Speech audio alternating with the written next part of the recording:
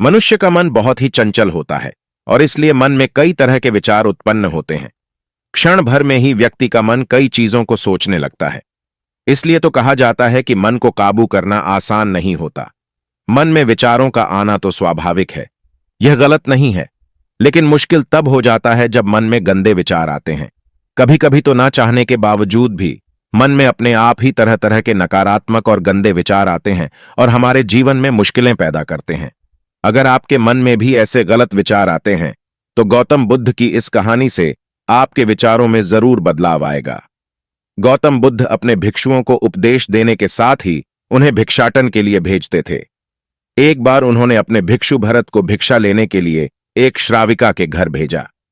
भरत पूरे रास्ते मन में यह सोचते हुए उस श्राविका के पास गया कि आखिर आज भिक्षा में क्या भोजन खाने को मिलेगा, क्योंकि भरत चंद्रवंश के राजकुमार थे और बुद्ध के नजदीकी भिक्षु के रूप में दीक्षित हुए थे।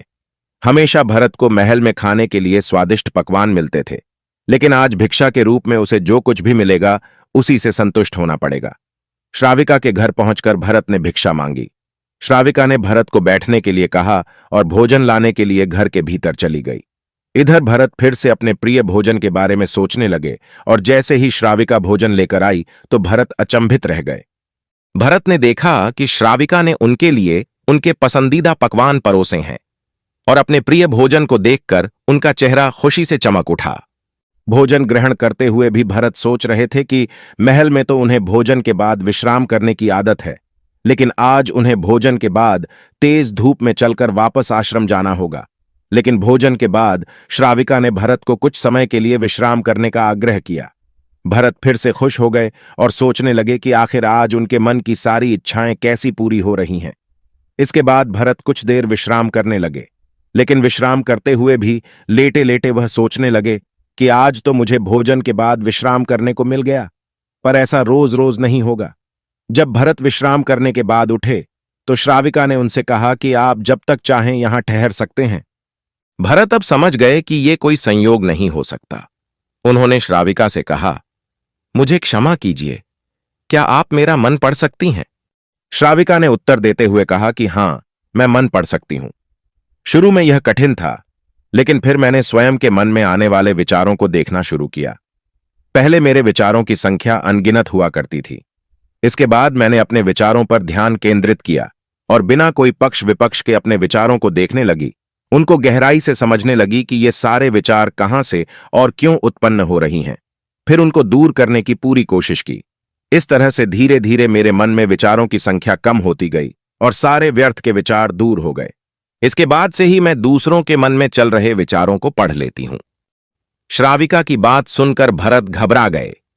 इसके बाद उन्होंने श्राविका से आज्ञा ली और आश्रम के लिए निकल पड़े। रास्ते में भी भरत फिर से मन में आए विचारों का स्मरण करने लगे कि श्राविका के बारे में उनके मन में गंदे विचार भी आए थे। श्राविका ने उसे भी जान लिया होगा, वह मेरे बारे में क्या सोचती होगी।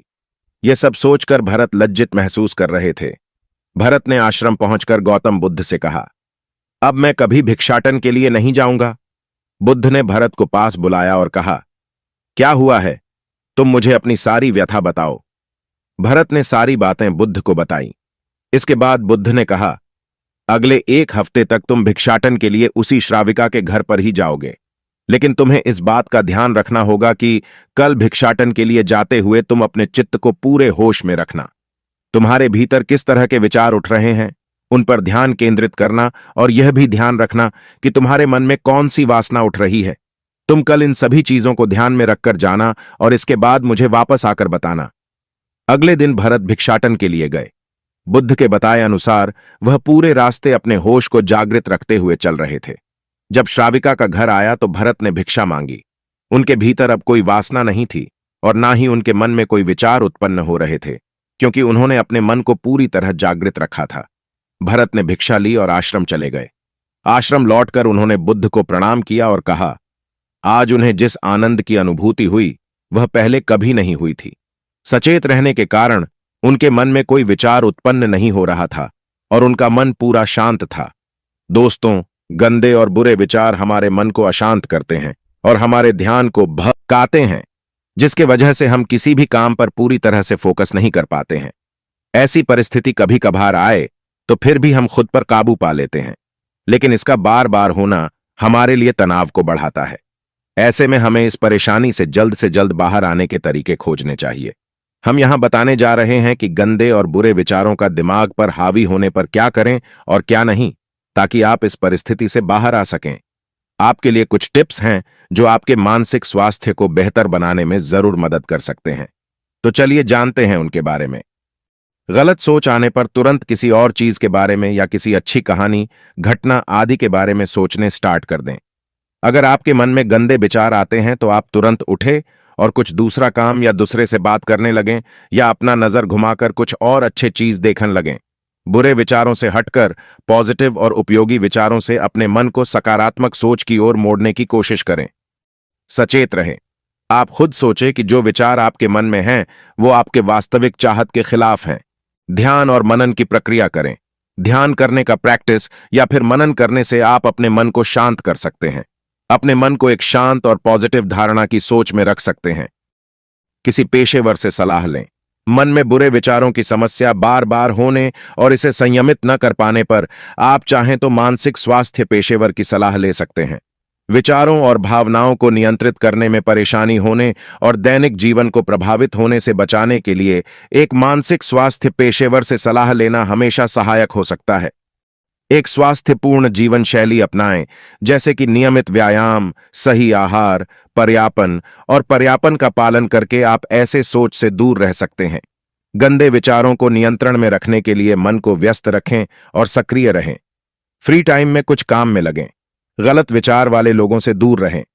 आप ऐसे लोगों के पास न जाएं जो गंदी बातें करते हों और कहीं भी ऐसे गंदी बातें ना करें। आध्यात्म की ओर बढ़ें। पूजा, पाठ, अध्यात्म से जुड़ने पर आप इस तरह के तनाव से बाहर आ सकते हैं। कुछ लोग मंदिर जाते हैं तो कुछ मेडिटेशन का भी सहारा लेते हैं। इसके अलावा किसी आध्यात्मिक गुरु या मार्गदर्शक की भी सलाह ले सकते हैं। तो दोस्तों, ये थे कुछ जरूरी टिप्स जो आपके लिए फायदेमंद हो सकते हैं। हमें उम्मीद है कि आपको यह कहानी बहुत पसंद आई होगी और आपको इससे जरूर कुछ सीखने को मिला होगा। अगर आपको यह कहानी पसंद आई तो इसे लाइक करें और हमारे चैनल को सब्सक्राइब करें, ताकि इस तरह के वीडियोस आप तक पहुंचते रहें, और इसे शेयर करना ना भूलें। धन्यवाद।